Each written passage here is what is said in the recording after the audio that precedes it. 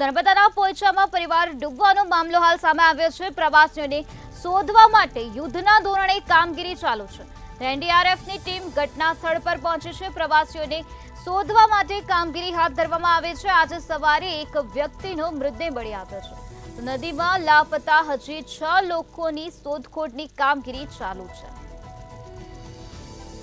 નર્મદાના પોઈચામાં પરિવાર ડૂબવાનો મામલો હાલ પ્રકાશમાં આવ્યો છે, જ્યાં પ્રવાસીઓને શોધવા માટે યુદ્ધના ધોરણે કામગીરી હાથ ધરવામાં આવી છે। આજે સવારે એક વ્યક્તિનો મૃતદેહ મળી આવ્યો છે। તો ગતરોજ બપોરના 12 થી રાતના 9 સુધી પાણીમાં ગરકાવ થયેલા 7 પ્રવાસીમાંથી એક પણ પ્રવાસી મળ્યો ન હતો, ત્યારે એનડીઆરએફની ટીમ હજુ ઘટના સ્થળ પર છે। પ્રવાસીઓને શોધવા માટે કામગીરી હાથ ધરવામાં આવે છે। આજે સવારે એક વ્યક્તિનો મૃતદેહ મળી આવ્યો છે। નદીમાં લાપતા હજી 6 લોકોની શોધખોળ ચાલુ છે।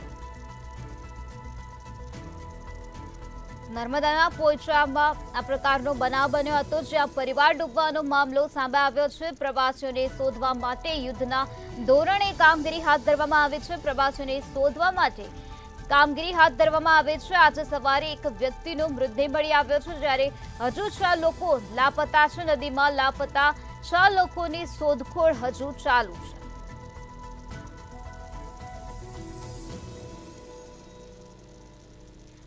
પ્રવાસીઓને શોધવા માટે યુદ્ધના ધોરણે કામગીરી હાથ ધરવામાં આવે છે। એનડીઆરએફની ટીમ પણ ઘટના સ્થળ પર પહોંચી ગઈ છે। પ્રવાસીઓને શોધવા માટે કામગીરી ચાલુ છે। તો આજે સવારે એક વ્યક્તિનો મૃતદેહ મળી આવ્યો છે, જ્યારે હજુ 6 લોકોની શોધખોળ ચાલુ છે।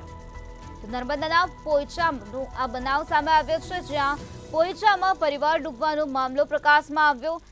પ્રવાસીઓને શોધવા માટે હાલ યુદ્ધના ધોરણે કામગીરી હાથ ધરવામાં આવી રહી છે, ત્યારે એક વ્યક્તિનો મૃતદેહ મળી આવ્યો છે અને હજુ પણ 6 લોકો લાપતા છે। તેમની શોધખોળની કામગીરી હાથ ધરવામાં આવે છે। એનડીઆરએફની ટીમ પણ ઘટના સ્થળ પર પહોંચી ગઈ છે। તો આજ મુદ્દે વધુ માહિતી આપવા માટે આપણી સાથે સંવાદદાતા વસીમ જોડાઈ ગયા છે।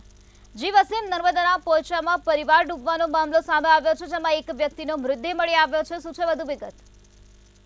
હાજી, હાલ નર્મદાના પોઈચા ખાતે ગઈકાલે 7 પ્રવાસીઓ ડૂબી ગયા હતા, ત્યારે ગઈકાલથી આ પ્રવાસીઓની શોધખોળ કરવા માટે કામગીરી ચાલુ છે। પરંતુ ગઈકાલે બપોરના 12 થી રાતના 9 સુધી એક પણ પ્રવાસી મળ્યો ન હતો, ત્યારે આજે સવારે 8 કલાકથી એનડીઆરએફ તથા નગરપાલિકાના ફાયર ફાઈટર દ્વારા સવારે 8 કલાકથી શોધખોળની કામગીરી શરૂ છે। પરંતુ હાલ સુધી સવારે 8:30 કલાકે એક યુવાન 15 વર્ષનો યુવાન છે ભાવેશ હાંડિયા, જેનો મૃતદેહ મળ્યો છે, પરંતુ હાલ અન્ય પ્રવાસીઓનો કોઈ પત્તો નથી અને હાલ પણ શોધખોળ શરૂ છે। જી વસીમ, સમગ્ર માહિતી આપવા બદલ આભાર।